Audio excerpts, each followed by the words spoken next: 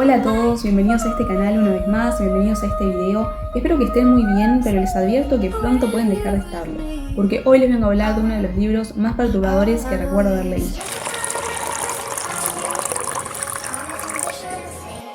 La verdad que hay temas que yo prefiero no leer o con los cuales prefiero evitar el contacto porque me generan, no sé, como que me movilizan internamente, me generan desagrado. Y este libro justo trata de uno de esos temas. Pero de todas maneras lo leí porque porque vi críticas, porque leí la reseña, me interioricé un poco de la historia y me interesó bastante. Así que dije, voy a ser masoquista y voy a animarme a leer este libro. La verdad que no me arrepiento para nada porque la historia no solamente que me atrapó desde las primeras páginas, sino que también me hizo pensar bastante y siempre agradezco que un libro haga eso. Así que hoy se lo voy a estar recomendando.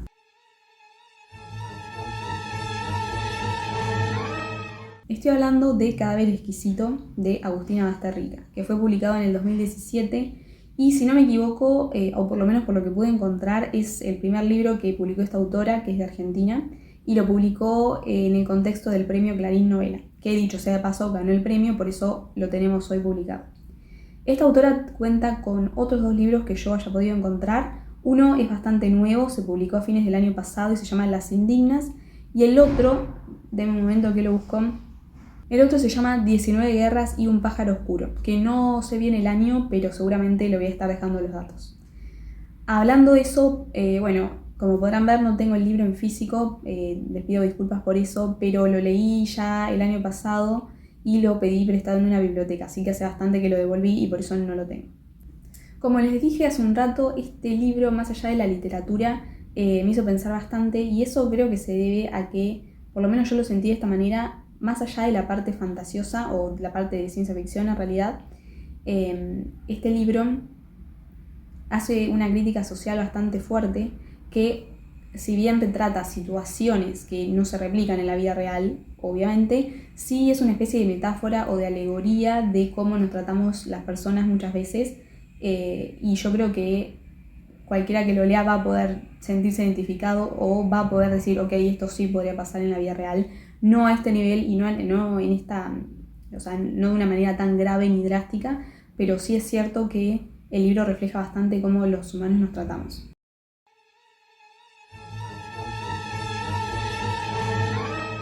Cadáver Exquisito es un libro de ciencia ficción que nos ubica en un futuro distópico en el cual el mundo ha sido asolado por un virus que infecta a los animales y que los vuelve mortales para los seres humanos.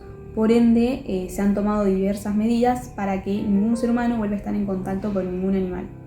Básicamente, el mundo se organizó, los distintos estados, todas las naciones se pusieron de acuerdo en que los animales representan un peligro mortal para la humanidad y por ende empezaron una campaña de erradicación sistemática de todos los animales que se puedan erradicar, incluyendo los domésticos, animales de ganadería y obviamente animales salvajes de todo tipo. Básicamente se organizaron matanzas de animales para sacarlos del medio, ¿no? Y que no puedan infectar a ninguna persona con este virus.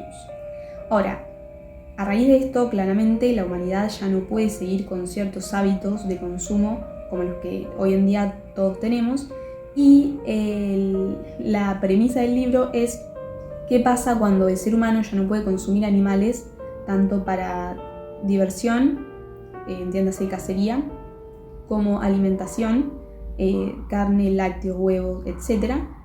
Y no sé, indumentaria o mueblería incluso, como el uso del cuero, decoraciones, etc. ¿Qué pasaría en ese contexto? Bueno, el libro lo resuelve de una manera terrorífica, pero a la vez de una manera lógica y sencilla. Si el ser humano no puede consumir animales, el ser humano va a consumir al ser humano. Ya entienden por dónde va el tema del libro, básicamente.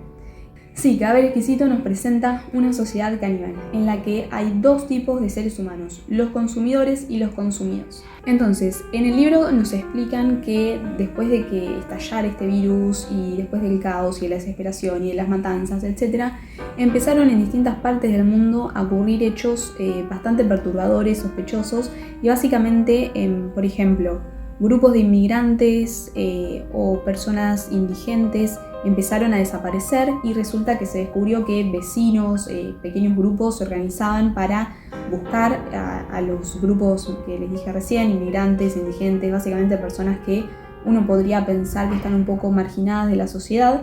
Se organizan, las buscan y las consumían, los cazaban para comérselos, básicamente. Entonces, a raíz de estos estallidos que se replicaron en distintas partes del mundo, los estados reconocieron la nueva situación. Además, surgieron distintas empresas que claramente vieron una posibilidad comercial en todo esto y empezaron a hacerse convenios con los gobiernos y de a poco, pero en poco tiempo, se fue virando a esta nueva manera de consumo, a este nuevo tipo de alimentación. Bueno, pequeña pausa para atarse el pelo, ya volví. Entonces, básicamente a partir de ese momento, y usando como excusa esto, todas las empresas que se dedicaban a la industria de la carne, ya sea criaderos, curtiembres, frigoríficos, carnicerías, distribuidoras, mataderos, todo se adapta para que el nuevo protagonista sea el ser humano y ya no los animales de ganadería. Esta historia está ambientada en Argentina y nuestro protagonista es Marcos Tejo, un hombre que más o menos ronda los 30 y largos, 40 más o menos, que estaba recién empezando sus estudios universitarios en veterinaria cuando pasó toda la catástrofe, así que claramente dejó toda su vida atrás y decide meterse en este negocio. Este hombre, Marcos, básicamente lleva una vida gris, anodina, vive lo más anestesiado que puede para tratar de sobrellevar tanto la nueva realidad como su realidad personal, hasta que en un momento todo cambia porque él recibe un regalo un poquito particular y no es nada más ni nada menos que su propia res humana.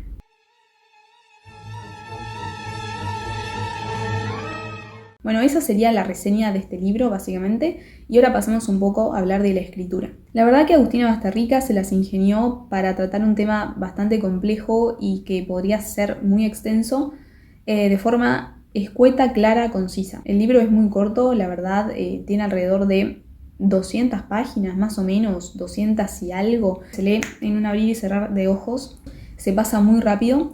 Y la verdad que la escritura que tiene esta autora es sencilla, pero sin embargo no deja de mencionar las cosas importantes.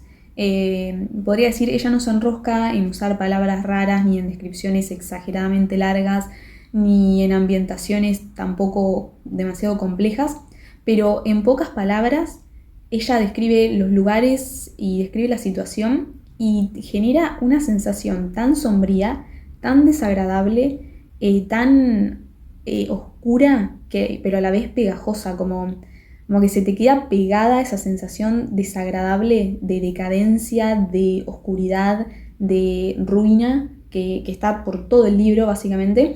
Y me sorprendió bastante cómo logra esto de forma tan sencilla, porque ella no se anda dando tantas vueltas, te dice lo justo para que uno se cree esta idea mental de mundo destruido, ruinoso, en el que la empatía quedó olvidada ya en el fondo del cajón, en el que las relaciones humanas son hipócritas, superficiales, que se basan en un beneficio que el otro pueda obtener. Y la verdad que si nos ponemos a pensar, imaginemos que vivimos en una sociedad en la que realmente nos alimentamos de carne humana, nos alimentamos del prójimo, literalmente. ¿Cómo volvés a mirar a los ojos a alguien sabiendo lo que o cómo podés cenar mirando a los ojos a alguien sabiendo lo que ambos están comiendo? Y la verdad que, bueno, toda esta situación yo creo que te tiene que romper mentalmente. Y la verdad que eso se ve plasmado en el libro, en la interacción que tiene Marcos con otros personajes. Y la mayoría de ellos son personas oscuras, excéntricas, raras, que parece que no están del todo bien.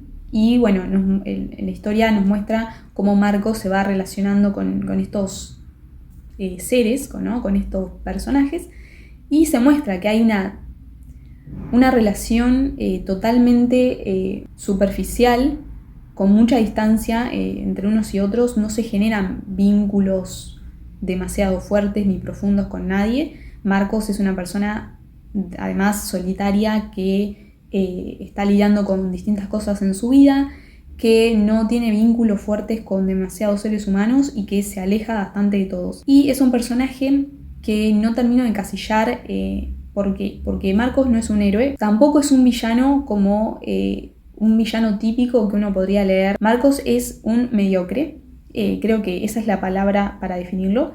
Es una persona que ha aceptado una realidad con la que no está cómoda del todo, pero a pesar de eso no escapa ni hace nada. Básicamente él se queda siguiendo la corriente, se queda en esa misma vía, lo cual es muy interesante porque creo que también podríamos sentirnos reflejados con él en una situación tan drástica como esa, en la que los propios estados están de acuerdo, ¿no? En que esto ocurra. ¿Cómo vas en contra de eso como individuo? Lo bueno de este personaje es que tiene momentos de luces, momentos de sombras, momentos en los que sentís pena por él, en los que empatizás fuertemente y decís, uy, espero que le vaya bien, espero que no sé, que le sea leve. Y también en otros momentos decís, a ver, hace algo, o sea, despertate, señor, por favor. Pero bueno, creo que es un libro muy interesante para ver cómo la humanidad puede ser oscura, putrefacta, desagradable.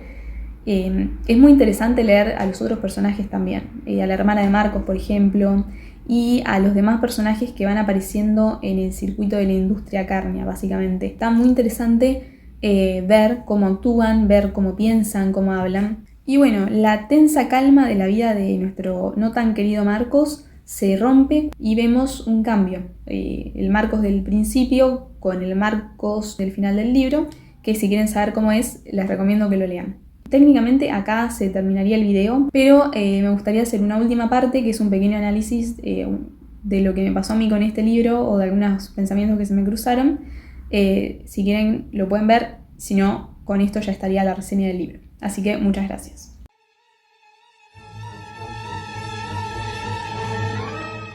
Bueno, bienvenidos a la última parte de este video, si decidieron quedarse. Este es un pequeño análisis que voy a hacer yo para sacarme las ganas de hablar de ciertos temas que pensé mientras lo leía. Así que empecemos. Bueno, a priori si uno lee Cadáver Exquisito es algo que nos parece ajeno a lo que vivimos, porque claramente el canibalismo no está legitimado institucionalmente en el mundo de hoy, por lo menos hasta ahora, y esperemos que siga así. Pero si uno se pone a leer entre líneas o a hilar un poco más fino, lo que vamos a descubrir son actitudes o una forma de pensar que no es tan ajena a lo que podemos llegar a ver hoy en día. Una de las primeras cosas que pensé cuando leí el libro es que el ser humano realmente tiene una capacidad muy grande para adaptarse a casi cualquier cosa. Por más que sea una situación aberrante, desagradable, inmoral, totalmente inhumana, por así decirlo, bajo las condiciones adecuadas, las personas nos podemos adaptar a casi cualquier cosa. Y además el libro nos habla de cómo en un mundo en el que existen organismos internacionales que supuestamente protegen los derechos humanos y bla bla bla, se vuelven en contra de sus propios principios y de repente aceptan que las personas sean cazadas, comercializadas, torturadas, vendidas, compradas, consumidas, básicamente. Y a pesar de que en el libro esto pasa a gran escala y de una forma muy dramática y muy literal, también cabe preguntarse si esto no pasa hoy en día. Y la verdad es que, si lo pienso, sí pasa de alguna manera. Y es que por más que no nos comamos unos a otros, hay muchas situaciones en las que el ser humano no es tratado como una persona, como un ser humano, sino como un objeto. Y claramente es lo mismo que pasa en la historia a gran escala y de forma literaria y dramática. Otra cuestión de la que nos habla la autora en la novela, en la que hace bastante hincapié, es en cómo la manera en la que hablamos, las palabras que elegimos para nuestro discurso, tienen mucho poder. Y en el libro nos cuenta que la situación distópica que se vive no ocurrió de un día para el otro, sino que tuvo un proceso que empezó a pequeña escala y terminó en el drama que leemos en la historia. Y ese proceso tuvo como hilo conductor o como eje central el discurso. Básicamente la autora nos cuenta que al principio de todo el caos, desde los medios de comunicación empezaron a hablar de una determinada manera, premeditada, muy pensada, para básicamente instaurar una idea. Y esa idea es que está bien comer personas, literalmente. Obvio que no lo decían así porque eso hubiera tenido un efecto repulsivo en la gente, por supuesto, por obvias razones. Así que empezaron a buscar la forma para legitimar desde el discurso, desde las ideas, que consumir seres humanos era algo normal, algo a lo que la gente debía acostumbrarse. No sé, como, qué sé yo, nos acostumbramos a usar autos eléctricos, por ejemplo, para cuidar el planeta, ahora nos acostumbramos a comer al prójimo. Entonces, toda esta idea empezó desde los medios de comunicación, que de a poco fueron metiendo la idea de que esto está bien, que es una situación aceptable, que es una situación lógica, normal. Entonces, en el afán de instaurar estas nuevas ideas, no solo se cambiaron palabras, se empezaron a reemplazar palabras que sonaban fuertes por otras que podríamos considerar políticamente correctas o más suaves, sino que se penalizó directamente el uso de las otras palabras, que podríamos llamarlas las palabras justas para describir la situación.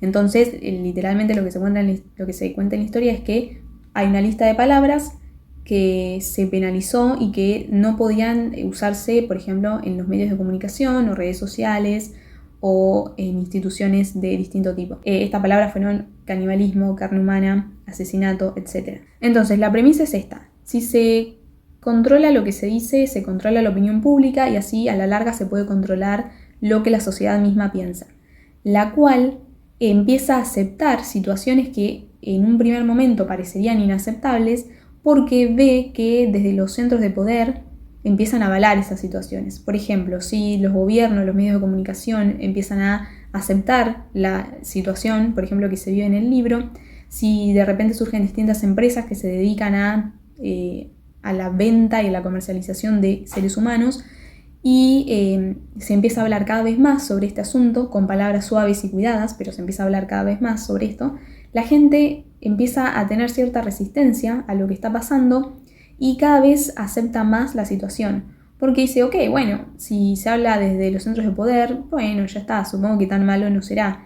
Esto claramente no ocurrirá de un día para el otro, pero a la larga, si se realiza un proceso de adoctrinamiento y de manipulación, a la larga todas estas ideas terminan calando en la gente y las terminan aceptando. Y esto es lo que se ve en el libro. Otro punto que noté en la historia es que se instala una gran diferencia, la de nosotros y ellos. Y la sociedad civilizada de la novela tiene bien en claro la diferencia que existe entre nosotros, que serían los consumidores, y ellos, que serían los consumidos. Y mantener esta diferencia bien establecida es clave para que la sociedad no se vaya a pique. Porque si llegamos a cruzar el umbral en el que consumimos a otro ser humano como si fuera una res, ¿qué impide que mi vecino no me cruce a mí un día y me case y me consuma? ¿Qué impide que nosotros, ¿no? que el vínculo que existe entre la sociedad civilizada se rompa y la gente común, digamos, la gente considerada consumidores, empiecen a ser consumidos y se establezca un círculo, perdón, esto está siendo muy, muy enredado, que se establezca un círculo en el que se borran las diferencias entre consumidores y consumidos, básicamente. Por eso se mantiene muy establecida esta diferencia y por eso desde los medios de comunicación y todos los estratos de la sociedad que podríamos considerar la sociedad dominante, mantiene muy bien las diferencias, marca muy bien las diferencias entre ellos, ¿no? y las reses, los productos de consumición. Por ejemplo, se empeñan las personas, los distintos personajes que van apareciendo se empeñan en deshumanizar a la persona que están utilizando como comida. O sea, no las ven, se empeñan en instalar la idea de que no son personas, que son animales, que son productos que están ahí para que una persona, alguien que sí es considerado ser humano, lo utilice, lo consuma. Así que desde los gobiernos, los estados tienen muy en claro que es imperativo que esta diferencia se mantenga establecida y que es una de las reglas más estrictas que existen. Entonces, por un lado, esta diferencia es importante para que la sociedad se mantenga dentro de lo que cabe civilizada, si es que es posible de seguir siendo civilizados en este contexto, sino también es importante para que las personas realmente hagan lo que hacen. Se ve que los personajes, o muchos de los personajes, sistemáticamente se niegan, o sea, fingen demencia y hacen gimnasias mentales imposibles para convencerse a sí mismos de que lo que están haciendo está bien, porque ese otro del que están abusando, básicamente, ese otro al que están utilizando no es más humano. Entonces lo pueden utilizar por eso, porque si no es una persona, no pasa nada no pasa nada si le hacemos todo esto que le estamos haciendo, porque no es alguien, es una cosa. Además de estos personajes que hacen cosas imposibles para autoconvencerse de que no están haciendo algo horrible, decadente, horroroso y enfermizo, tenemos otros personajes que sí saben lo que están haciendo y que de hecho lo disfrutan. Estos personajes yo creo que son los que en la sociedad normal son condenados porque tienen impulsos que el resto de las personas rechazaríamos, pero que en esta nueva realidad esos impulsos que tienen pueden ser satisfechos, esos deseos pueden ser satisfechos porque tenemos un grupo de personas que no consideramos personas. Entonces nadie los va a criticar ni los va a condenar porque desaten sus impulsos sobre estas personas, porque básicamente ante los ojos del resto de la sociedad no son tal cosa. Entonces tenemos una banda de psicópatas, sociópatas, violentos y problemáticos de distinto tipo que están validados en este mundo. Y bueno, espero no haberlos aburrido mucho si se quedaron en esta parte del análisis, pero necesitaba decir estos puntos porque me parecen muy interesantes y no quería que pasen desapercibidos porque creo que la autora hizo muy bien su parte, ¿no? En hacernos pensar en ese aspecto. Y ahora sí, no tengo nada más que decir. Espero que se animen a leer el libro. Capaz que parece fuerte por todo lo que dije, pero en realidad a la hora de la lectura es soportable, es perturbador pero soportable. Espero que lo lean, que lo disfruten. Si lo han leído o si eventualmente lo hacen y tienen ganas de dejarme su opinión en los comentarios, va a ser muy bienvenida. Voy a estar muy interesada en leerlos. Muchas gracias y nos vemos en el próximo video.